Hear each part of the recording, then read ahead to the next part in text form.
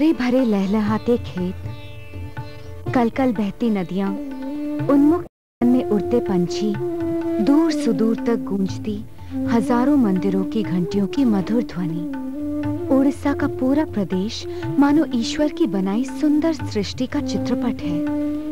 इन खूबसूरत वादियों का कण कण कुछ कहता जरूर है, पर इस दैविक संगीत को सुनने की क्षमता कुछ ही लोगों में मौजूद है।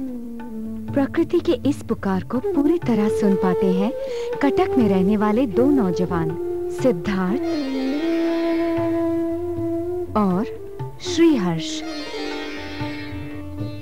अपनी अनूठी, शांत और सरल दुनिया में रहने वाले दोनों भाई जन्म से मूक बधिर हैं, पर उनकी यही पहचान एक अभिशाप नहीं, आशीर्वाद है। दोनों भाई उच्च कोटि के कलाकार हैं।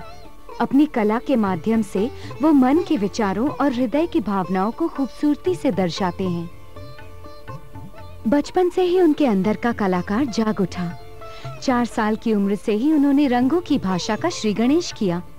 उनके कलात्मक गुण को प्रोत्साहन दिया उनकी मां ने।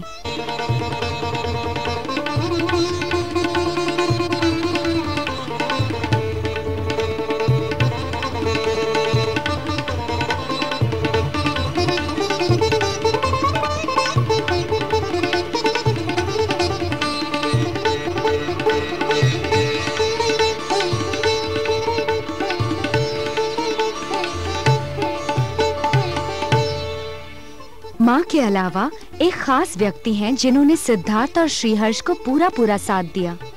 वो हैं उनकी प्यारी मौनी मौसी। किसी ने उन्हें कला या तकनीक सिखाया नहीं है, ये खुद ही सीख गए। उनकी कला ही उनकी भाषा बन गई है। मैंने कुछ खास नहीं किया, ये तो उनकी प्रतिभा है जो झलक कर मुझ तक पहुँच गई।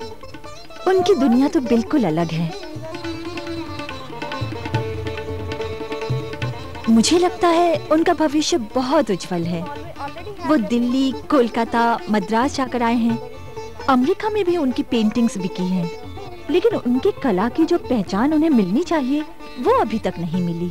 उड़ीसा की लोक कला पारंपरिक तालपत्र और पट्टचित्र बनाने में ये बहुत माहिर है। उसमें बहुत मेहनत और समय लगता है, पर इन चीजों की मार्केट नहीं है।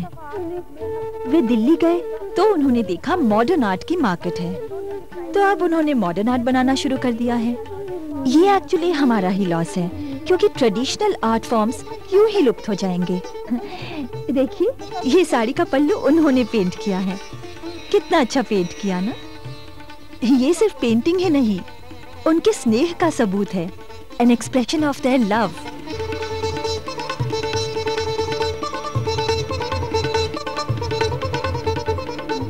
ईश्वर की कृपा, प्रकृति से प्रेरणा, माँ और मौनी मौसी से प्रोत्साहन, इन्हीं की मदद से सिद्धार्थ और श्रीहर्ष ने कला के हर माध्यम में निपुणता लाने की कोशिश की है।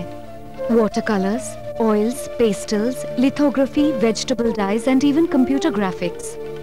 उनकी कलाकृतियों को निहारते हैं हम उसी शांत निर्मल भाव से जो उनके जीवन की पहचान है। अगर हम इनकी भाषा पढ़ सकें तो प्रकृति के संगीत का मधुर स्वर शायद हमारे हृदय में भी हिलोरे ले सके। लीजिए, फिर समय आ गया आपसे विदा लेने का, लेकिन कोई बात नहीं। गुरुकुल की इस पावन भूमि में हम आपसे फिर मिलेंगे अगले रविवार इसी समय। तब तक के लिए मैं साक्षी आपसे आज्ञा चाहती हूँ। नमस्कार।